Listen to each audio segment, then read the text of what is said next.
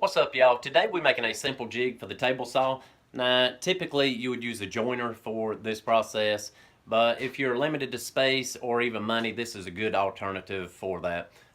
It's basically holding your boards in place so you can cut a perfect edge. That way when you glue them up, you don't have any gaps or issues. We will also use this jig in the next video we do, and that'll be the fourth part of the miter saw station build. We've tried to incorporate 4 saws into this miter saw station and trying to free up some space in the floor. So if y'all want to see those 3 videos, I'll leave a link to them at the end of this one. And if y'all want to keep up with it, subscribe to the channel and don't forget to hit that notification bell, and we can let y'all know as soon as we put some on.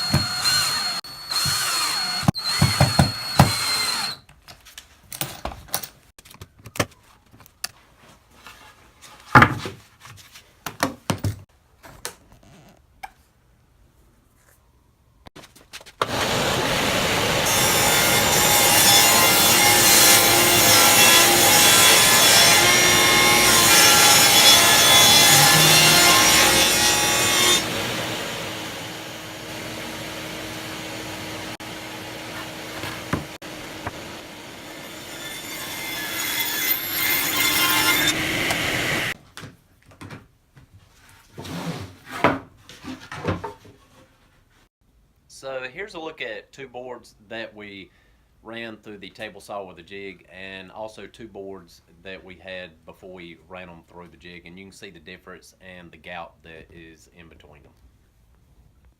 The only thing we needed for this project was a couple pieces of 1/2-inch plywood and 2 toggle clamps that I got from Harbor Freight. I think they was about $6 a piece. Now the bad thing about these, they don't come with screws, so you have to make sure you have those.